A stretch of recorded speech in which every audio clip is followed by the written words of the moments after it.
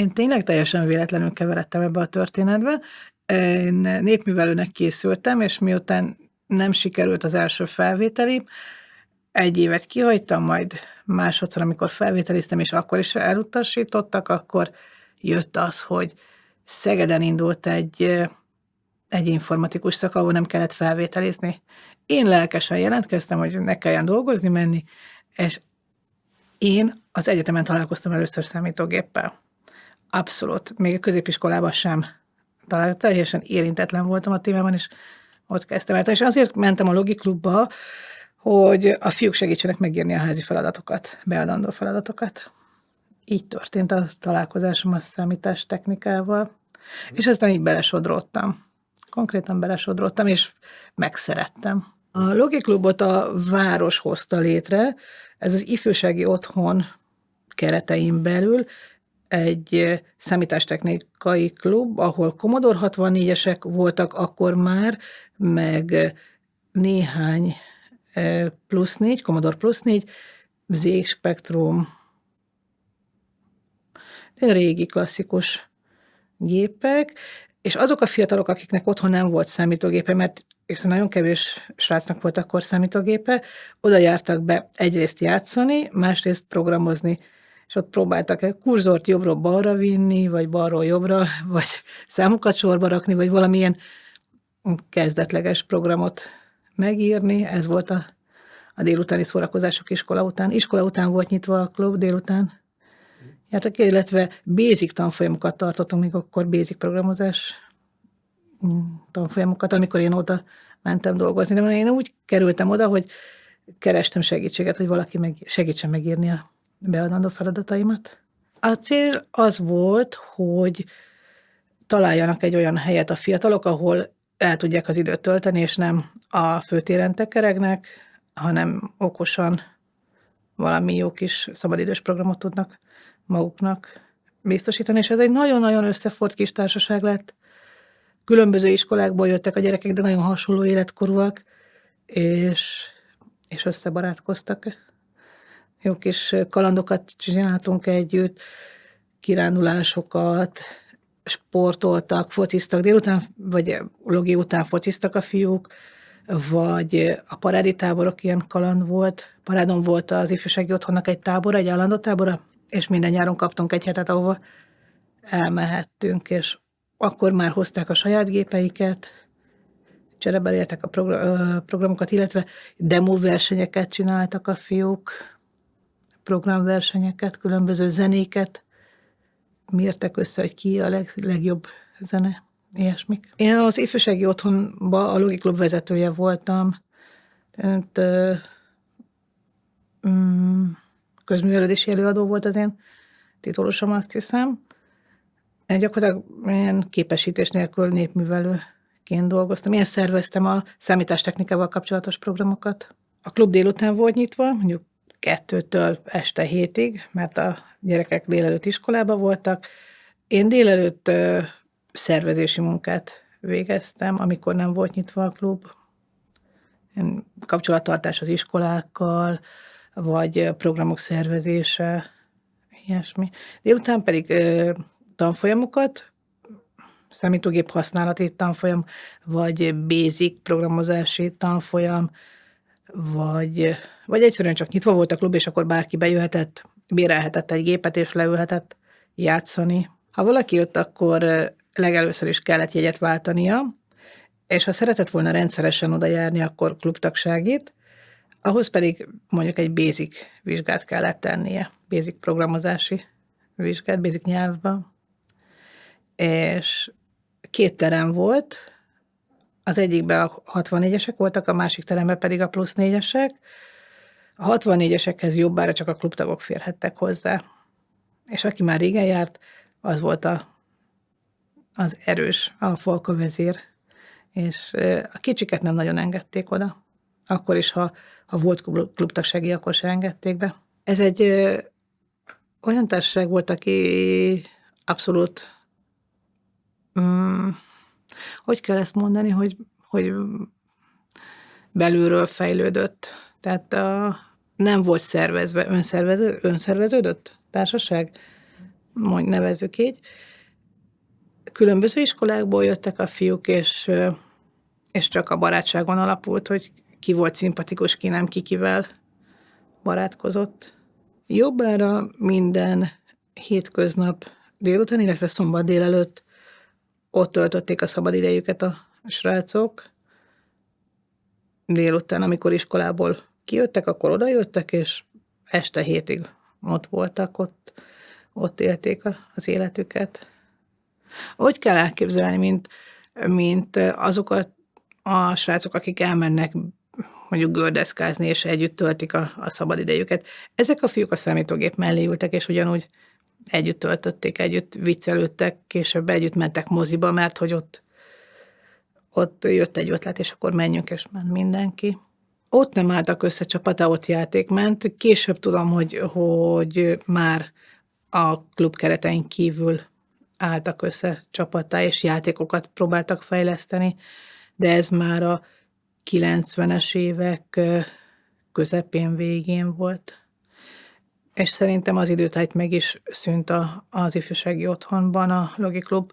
Amikor már otthon elterjedt, hogy mindenkinek van számítógépe, és már nem volt érdekes, hogy bemegyünk egy lestrapált, sokat használt közösségi géphez, akkor már megszűnt, meghalt, elhalt, elsorvadt.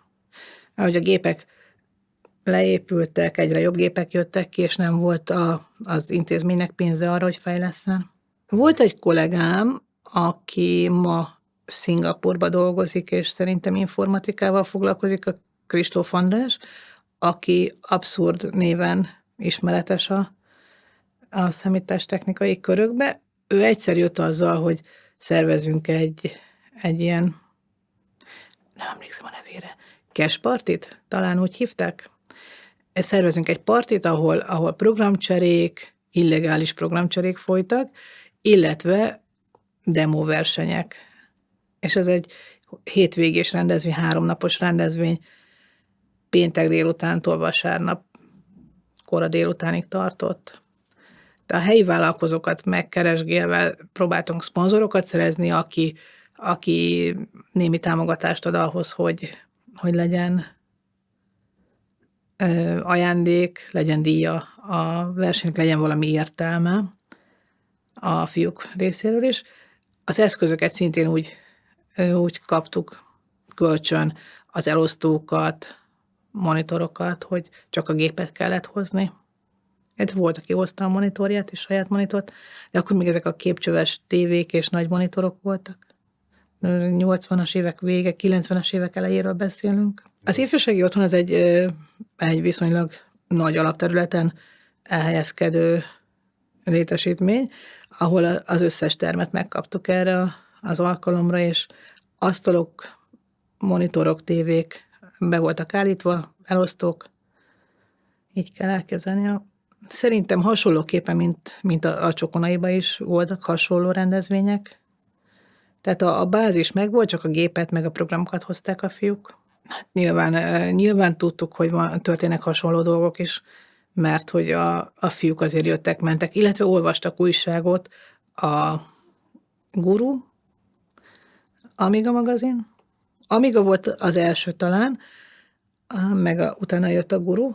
Ezekben azért olvastak arról, hogy hol mi történik, meg a Csokonai rendezvényekről azért volt hirdetés, gondolom, ezekben az újságokban.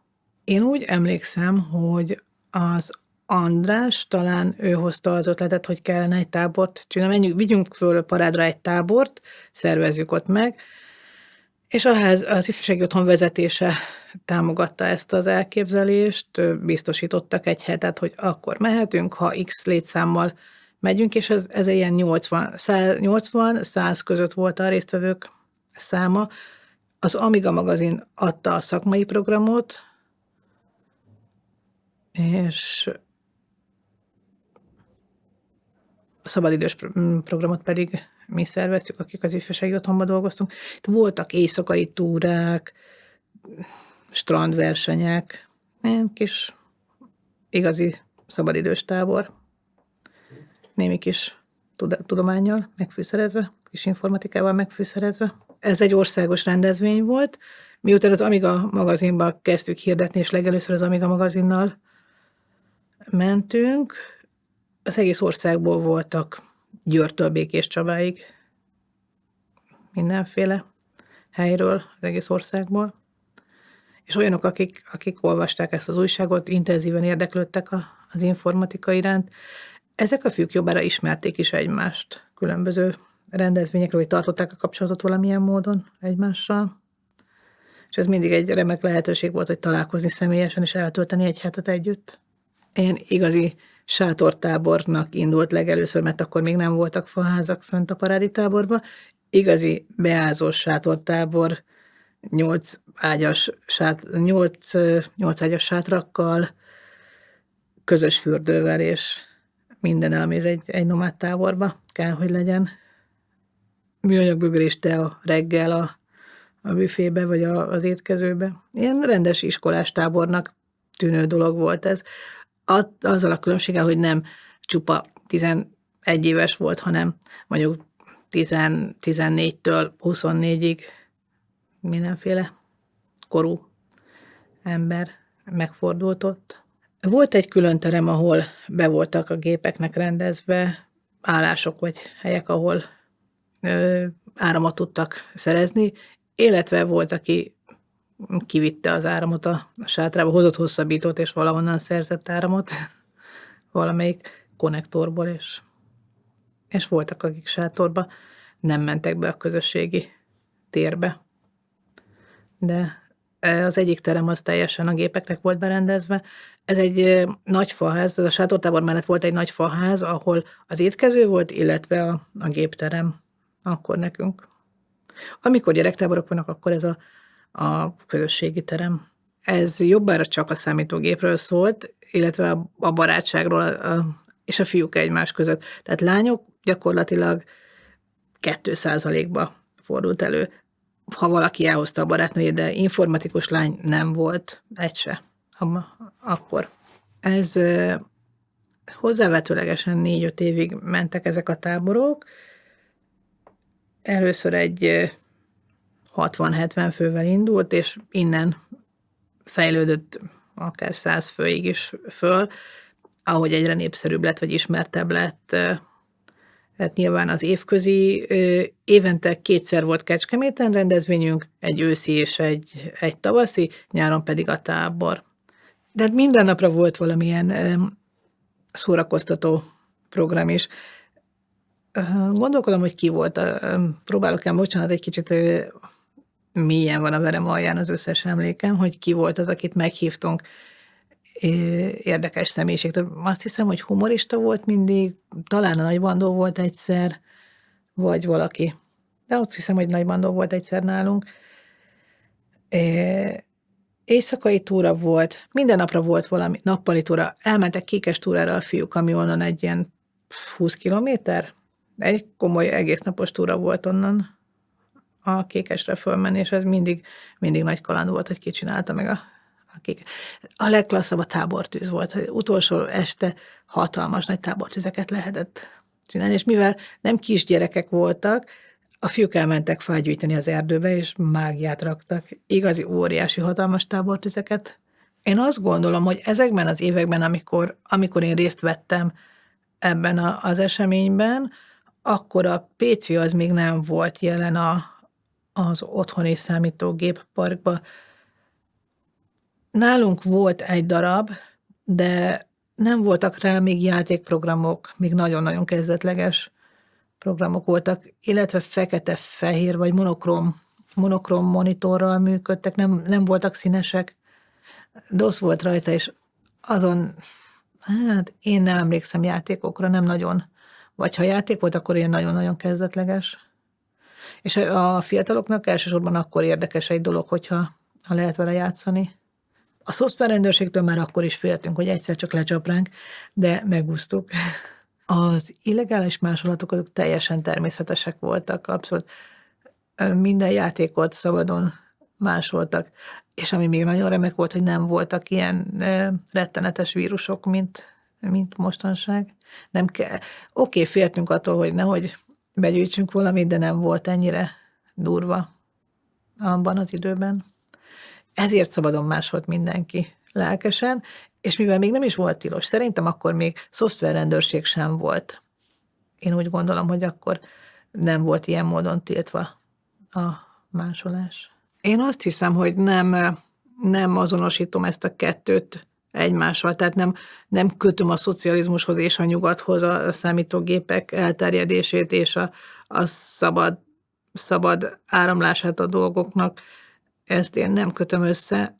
Tulajdonképpen most így mindenen kívül, ha egy mondatot hozzátennék, az én 68-as születésű vagyok, tehát én még javában akkor születtem, amikor bőszen szocializmus volt, és az, hogy nem vettek engem föl a főiskolára, abban benne volt az is, hogy én egyéb származó vagyok, tehát nem munkás, és ezért tehát hátrasorolt voltam, és mondjuk akkor 8 embert vettek föl magyar népművelésre a 80-ból. És miután hátrasorolódtam, ezért így kétszer is elutasítottak, tehát ebben éreztem én az egyetlen dologban a szocializmus hátrányát akkor, vagy más volt, mint ma bekerülni egy főiskolára. De nem. Én igazából nem azonosítottam ezt azzal, hogy nyugatról jött újdonság a számítógép. Számomra újdonság volt, és én azt gondolom, hogy a világnak is újdonság volt abban a pillanatban még a számítógép. Mert hogy talán nyugaton se volt annyira nagyon elterjedt még. Bécsből hoztak be Amigát, például amikor az Amiga piacra került, akkor Bécsből hozták be, az egy nagyon bejáratott út volt, mert hogy Magyarországon nem lehetett még kapni talán üzletekbe. Tehát nyilván a kereskedelem nem volt erre még ráhangolódva és felkészülve. Hát akkor már voltak számítástechnikai boltok, specializálódtak számítástechnikára, és amikor szerettünk volna egy új gépet, mert a fiúknak igénye volt egy új gépre, akkor kerestünk rá jó árajánlatot, de voltak csak a Sigma, azt hiszem a Sigma hálózat volt, aki például forgalmazott számítógépeket. Tekintettel arra, hogy csak néhány év korkülönbség volt a fiatalokkal közöttünk, egy voltam a többiek között, tehát nem voltam a tanárnéni, vagy ilyen nagyon távolságtartó, mert még én akkor főiskolásként oda keveredtem, és hát a legtöbb fiú sokkal többet tudott az informatikáról, mint én. Így lassan-lassan kellett bele áztatódnom, mint a teafilternek a vízbe. Így keveredtem én oda. És ők tudták ezt, hogy sokkal többet tudnak, mint én. Egyetlen egy dolog volt, hogy én idősebb voltam, mint ők, és ezt, mert hogy jól neve a gyerekek voltak, tisztelték. De a tudásomat akkor még messze nem tudták tisztelni, nem volt informatikai tudásom. Tehát én nagyon sokat tanultam tőlük, és én azt gondolom, hogy jó kapcsolat volt közöttünk, ilyen baráti kapcsolat. A mai napig, akivel találkozom, szerintem baráti a kapcsolatunk. Amennyire én meg tudom ítélni, nagyon jó hatással volt sok gyerekre. Például a személyes kedvenc példám egy ilyen kulcsos gyerek, aki a iskolából hazajövet kisiskolásként, másodikos, harmadikos kisiskolásként bekeveredett oda hozzánk, és rabul ejtették a számítógépek, és a nagyfiúk azok úgy lepöckölték, hogy menj innen. Na most ma talán valamelyik bank vezető informatikusa. Mert hogy rabul esett, és beszippantotta ez a világ, és ebbe az irányba tanult tovább. De őt abszolút magával ragadta, és ha nem oda kerül, hanem mondjuk a BMX-esekhez, akkor most lehet, hogy bicikliversenyző. De így informatikussá lett. Én azt gondolom, hogy mindenkinek a sorsát befolyásolta valamelyest, hogy ott töltötte a szabad idejét, azokkal az emberekkel barátkozott. Nekem egy nagyon kellemes emlék maradt. Én úgy gondolom, hogy a legtöbb emberrel baráti viszonyban maradtunk, és én nagyon sokat kaptam attól, hogy informatikát kezdtem el tanulni. Ha ők nincsenek, akkor valószínűleg én nem keveredek ide, illetve amit én gondolok az informatikáról, hogy nekem adott meg ugyanúgy a gyerekeknek is, egy logikus gondolkodást tanított, és a probléma megoldásnak egy logikus módját, hogy hogyan állunk hozzá egy problémához, hogyan oldjuk meg. És a fiúk is a programozással, a számítástechnikával azért leginkább ezt kapták, hogy hogyan oldunk meg egy problémát, hogyan vezetünk végig egy problémát, hogyan kezdem el és befejezem. Én azt gondolom, hogy ez sok fiatalnak az életében sokat segített. Nagyon-nagyon sok csibészség történt, aminek egy részéről én nem is tudtam valószínűleg. Én azt gondolom, hogy ebben a korban, életkorban, amiben azok a fiúk akkor voltak, ez a mondjuk középiskolás, 16-18 éves, ez az ön- és közveszélyes korszakuk.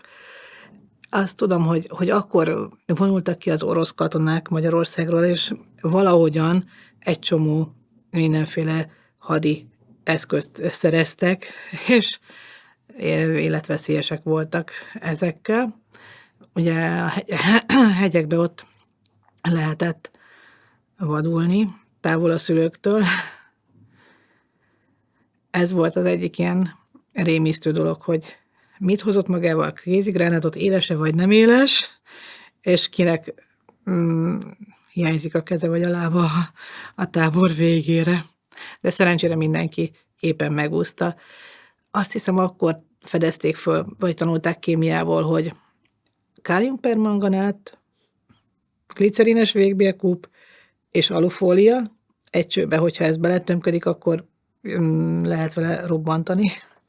Ilyen kalandokra emlékszem, hogy ilyeneket csináltak, és engem ezzel riogattak, hogy miket csinálnak. Az a kisrác, aki kisiskolásként került a nagyfiúk közé, valaki kitalálta, hogy csináljunk belőle csináljunk belőle kosarazót, és nyújtották a buzalacit, úgyhogy 4 fiú fogta 2 kezét, 2 lábát, és húzták, és nyújtották, hogy kosarazó legyen belőle. Csináljunk belőle kosarast. Mivel ez egy közösség volt, időnként szerveztünk szabadidős számítástechnikától teljesen távol álló dolgot.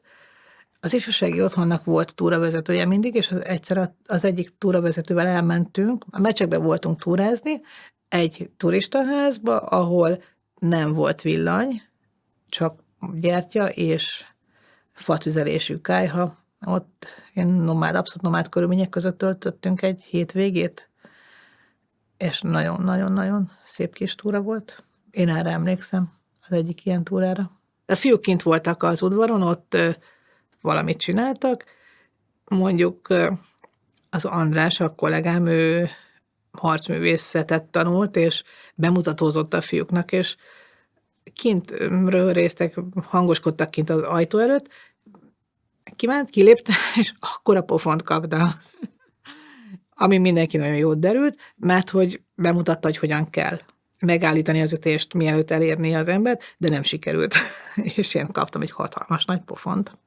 89-től dolgoztam az ifjúsági otthonba, és akkor rögtön már a Logiklubnál, egészen 95-96-ig, amikor érezhetően már csökkent az érdeklődés, az akkor volt, mikor ez a társaság, aki az aktív magját adta a Logiklubnak, befejezte a középiskolát, és elkerült főiskolára, egyetemre. Tehát ők már akkor nem voltak jelen minden nap a városba, és innentől kezdve sokkal ritkábban.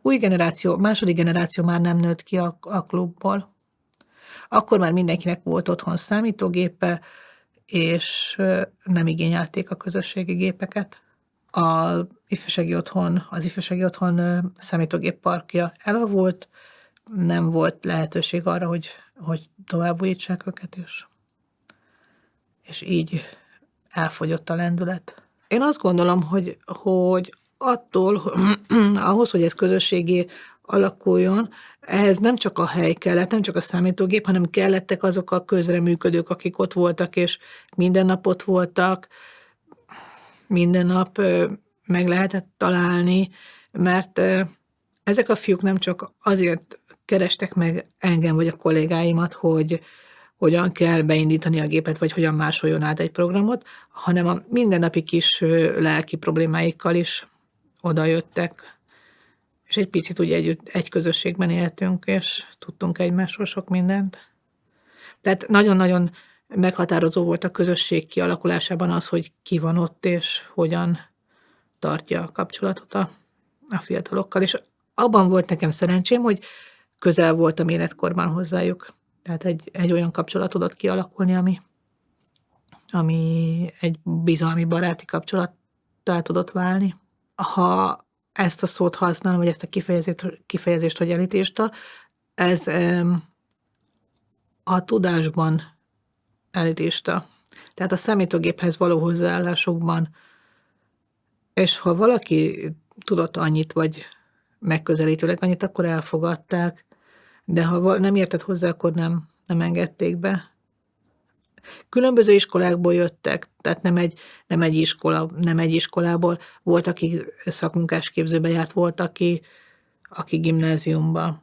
De mégis a tudásuk szintje szerint alakultak ki a rangsorok, hogy kihez mehetett oda kérdezni, hogyha elakadt, hiszen ezek a fiúk önmagukat tanították, önmaguk fedezték fel ezt a világot, tapasztalatot szereztek, hogy mi hogy működik. És akkor megosztották egymással, hogy én kipróbáltam, ezt így kell, segíts, hogy kell, hogyan mozgatom a kurzort balról, jobbról, balra.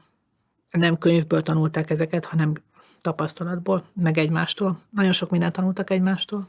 Mi, akik ott dolgoztunk, a kicsiknek, iskolásoknak tartottunk tanfolyamokat, vagy táborokat, nyári táborokat, napközis táborok, amikor reggel elhozták a gyerekeket, délután meg jöttek, és vigyáztunk rájuk, közben számítógépet használtak.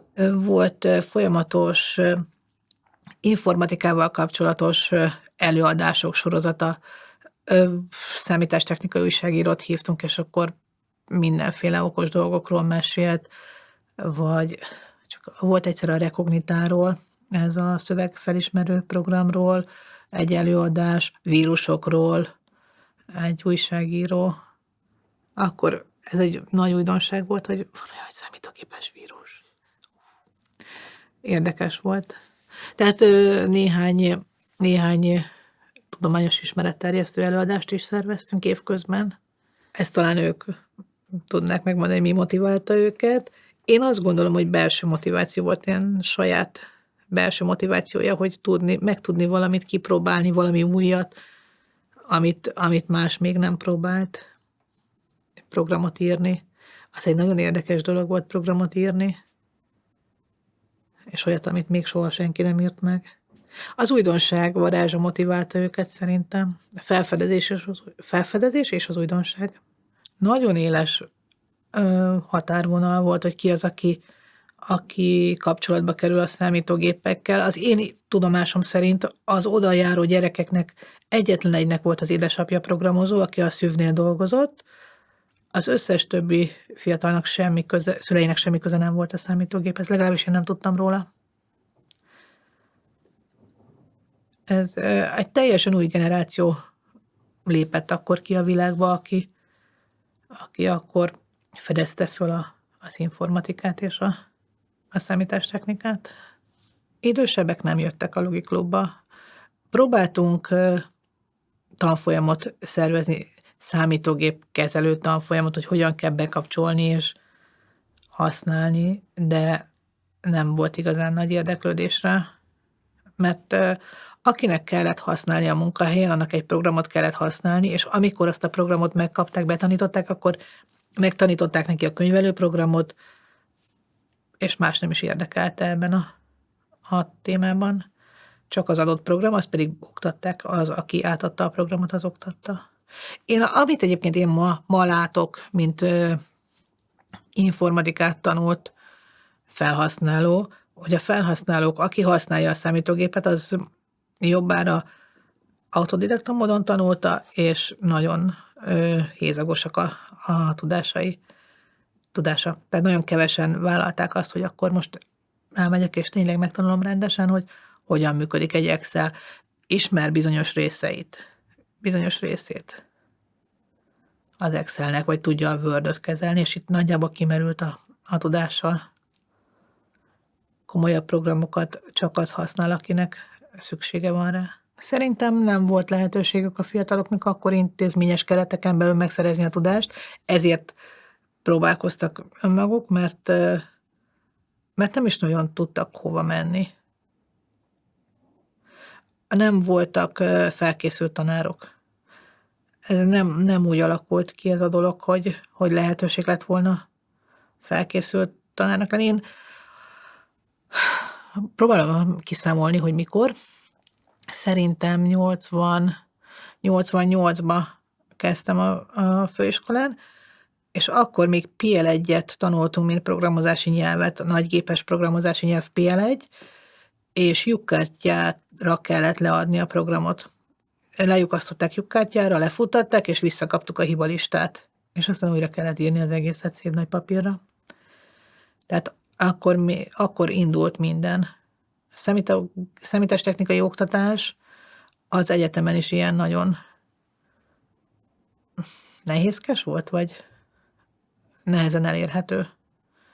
És volt egy terem, ahol volt Commodore 64, én ott találkoztam vele először, de 10 darab gép volt az egyetemen is.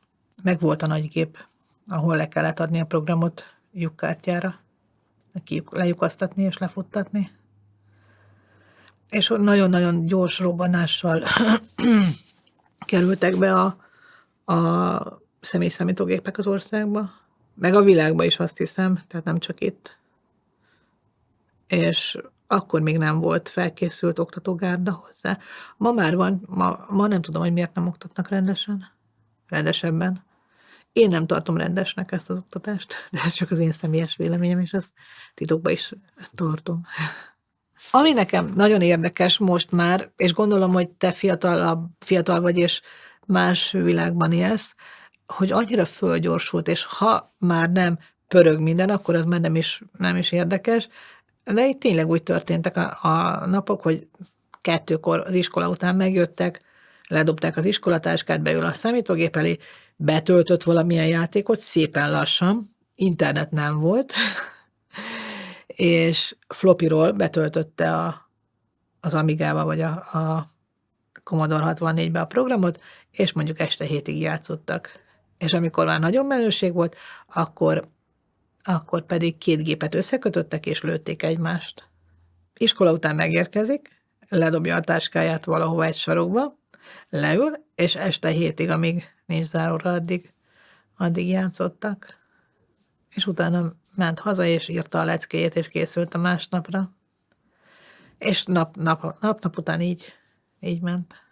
És amennyiben ezt közösségnek lehet nevezni, ezt a társaságot, hétvégén, amikor nem volt nyitva a Logiklub, akkor elmentek focizni, mert hogy egy csapat volt, tehát egy összetartó társaság volt. Annak ellenére, hogy ők nem egy iskolába jártak, tehát nem volt egy homogén csapat, nagyon-nagyon különböző helyről jött gyerekek, de összekovácsolódott egy erős kis csapattá. És én azt gondolom, hogy a mai napig tudnak egymásról, tartanak kapcsolatot. Amit én sajnálok, hogy második generáció már nem nőtt ki a klubból, nem lett igazából. Vagy nem jöttek el, vagy túl erős volt ez a mag, és nem fogadtak be senkit, tehát nem hagytak érvényesülni újakat. Ezen nem gondolkodtam még, hogy miért nem. Én úgy gondolom, hogy a szülők elfogadták azt, hogy a gyerekek ott vannak, mert jó helyen van, nem az utcán van, felügyelet alatt vannak, és jó dolgot tanulnak.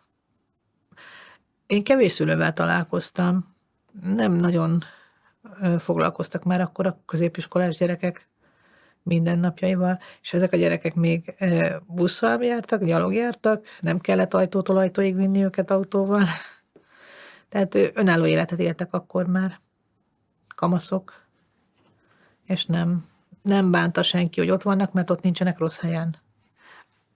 Elsősorban a parádi táborokon, illetve a kecskeméti partikon is csapatostól jelentek meg a fiatalok.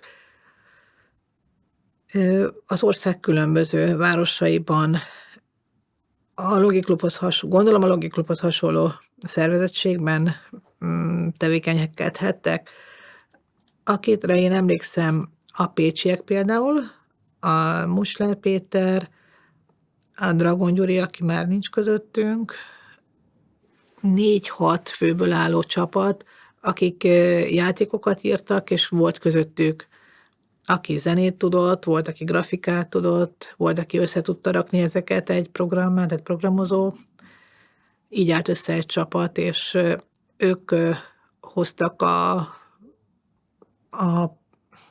kecskeméti találkozókra, meg a parádéra is különböző demókat, amit a csapatok raktak össze. Tehát ez nem egy ember írta, mert egy ember mindenhez nem biztos, hogy értett, hanem összeálltak csapatokká, és ők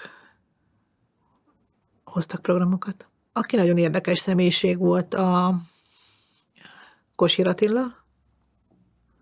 Ő is abszolút egy olyan ember volt, aki a kezdeteknél ott volt, és egy nagyon okos programozó fiú. Azt gondolom, hogy azért ez a korosztály került ilyen nagyon szoros kapcsolatba a számítógéppel, mert ők még nyitottak voltak, nem voltak elfoglalva a karrierépítéssel, ráértek szabad idejükbe. Meg volt a kíváncsiság bennük, adott esetben az anyagi lehetőség, és meg volt mondjuk a szülők által már, és meg volt az idő is hozzá, a szabad idő. Ezek a tényezők kellettek hozzá. Én azt hiszem, óriási szerencsém volt az akkori vezetésével az ifjúsági otthonnak, hogy szabad kezet kaptam, abszolút szabad kezet kaptam. Egyetlen egy feltétel volt, hogy a kiadás oldal ugyanakkor legyen, mint a bevétel. Tehát egy rendezvénynél legyen annyi bevétel, mint amennyi kiadás. Erre kellett figyelni. Ha lehet, akkor egy picit több legyen a bevétel, mint a kiadás. És egyébként a szakmai részében nem szóltak bele. Senki se szólt bele, mert senki nem értett hozzá. Ezért én azt csinálhattam, amit akartam. Nyilván meg kellett beszélni a vezetővel, hogy milyen programra gondoltam, és az, hogy nézhet ki, de nem szólt bele. A szakmai részében semmennyire nem szólt bele. Akkor még egy nagyon, nagyon új dolog volt, és nagyon érdekes dolog volt, és hagytak kísérletezni, vagy kipróbálni sok mindent. Én azt gondolom, hogy csak együtt éltünk, figyelmesen hallgatva, hogy épp ki merre járt, mit látott, mit hallott, milyen újdonságot, és akkor ezt mi meg tudjuk-e csinálni, mert bennem is volt kíváncsiság, kipróbálni akarás, új dolgokat próbáljunk ki, szervezzünk új dolgokat. És a vezetés meghagyta, az ifjúsági otthon vezetése hagyta, hogy kipróbáljunk valamit. Nyilván volt valami logikai, gazdasági kontroll fölöttünk, hogy ne szálljunk el, de ha nem volt abszolút agyament a dolog, akkor megkaptuk a lehetőséget. Résztvevőként abszolút nem voltak akkor lányok a társaságban, illetve a Logi Klubban egyetlen egy lány volt, az egyik fiúnak a nővére, de az ő édesapjuk volt programozó, tehát ő otthon is kapott oltást erre. Ő volt az egyetlen egy lánya, aki bejárt a klubba. Szerintem nem fogta meg a lányokat akkor még, és hogyha azon gondolkodom, hogy az egyetemeken milyen arányban vannak az informatika szakon a lányok, szerintem ott is nagyon kicsi az arány. Illetve a saját tapasztalatom, hogy az én csoporttársaim között, bár voltak lányok, de maximálisan a praktikus részét tanulták az informatikának. Tehát ott a játék nem játszott. Nem volt érdekes, hogy játszani. Mire lehet használni? Maximum. Vagy miért kell ezt nekem megcsinálni? Nem láttam érdeklődést, hogy bárki is érdeklődött volna, hogy egy játékkal játszon.